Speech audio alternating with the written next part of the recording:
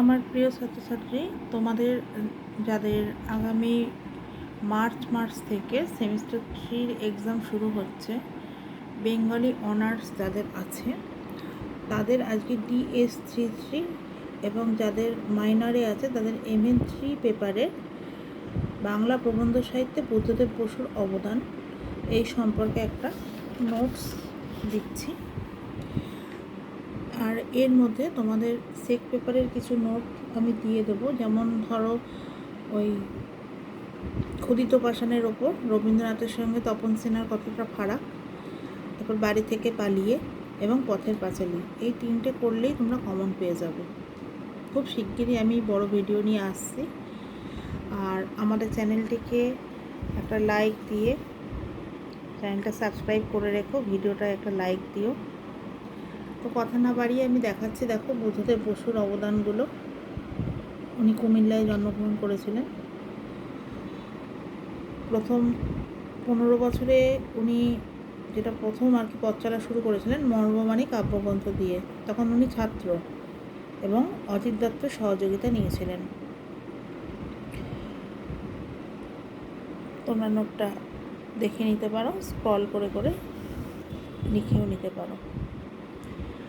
আর আমাদের এখানে যথারীতি সেমিস্টার 1-এর ক্লাস চলছে, পাশাপাশি জার্নালিজম, পলিটিক্যাল সায়েন্স এইসবের ক্লাসও তো থাকে। তোমরা আমাদের চ্যানেলটা দেখতে পাবে, এইসব নোটগুলোও দিয়ে থাকি আমরা, এবং সাজেশনগুলো মিলিয়ে নেবে পরীক্ষায় প্রশ্নপত্রের সাথে কতটা কমন আসে। তো তোমরা যারা 4th সেমিস্টারে যদি ইন্টারেস্টেড হও, আমাদের এখানে অনলাইন অফলাইন দুরকমভাবেই ক্লাস করানো হয়। তোমরা এই নাম্বারে যোগাযোগ করে নিও। দেখো নোটটা দেখতে লাগো। এই উত্তর 30, কালের পুতুল, এই নামগুলো অবশ্যই কিন্তু টাচ করবে। আর বুদ্ধদেব বসু একটু রবীন্দ্রপন্থী ছিলেন, ঠিক আছে? উনি বিদেশে গেস্ট লেকচারার হিসাবে গিয়েছিলেন, একবার নয় একাধিকবার। দেখো আমরা বুদ্ধদেব বসুর এইগুলো জানি: মন্দির বন্দনা, কঙ্কাবতী, নতুন পাতা, দময়ন্তী, স্বাগত, বিদায়, রূপান্তর।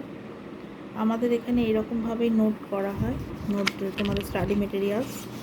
এবং যারা অনলাইন পড়তে চাও বা এককালীন নিয়ে নিতে চাও, খুব স্বল্প মূল্যে আমরা এখানে নোট প্রোভাইড করে থাকি। দেখো এইটুকু করলেই হবে। এবং প্রত্যেক নোটের সঙ্গে শর্ট প্রশ্ন করা থাকে। আমি শর্ট প্রশ্নটা নিয়ে আবার দেখাবো। আমাদের নেক্সট ভিডিও আবার এই জার্নালিজমে চলে আসবে। তো ভালো করে একটু দেখে রাখো। একটু বড় আছে, তবে এবারের জন্য বুদ্ধদেব বসু কিন্তু খুব গুরুত্বপূর্ণ।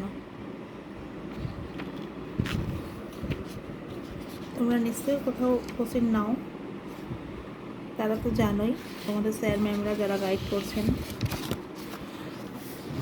দেখো আমাদের সেমিস্টার 6-এর ক্লাসও শুরু হয়ে গেছে এবং যথারীতি CC15 পেপারের ক্লাস আগে করাচ্ছি আমরা।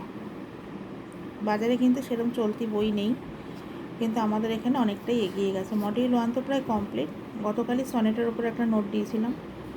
তো ঠিক আছে, তোমাদের এখন সামনে সেমিস্টার 4 আছে, দেরি আছে সেমিস্টার 6। ওকে, ভালো থেকো, সাথে থেকো। আবারও বলছি, ভিডিওটা ভালো লাগলে একটা লাইক দিও, কেননা তোমাদের লাইকে আমাদের একটা উৎসাহ যোগায়।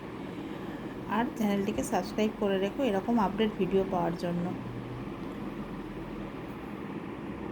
Thank you.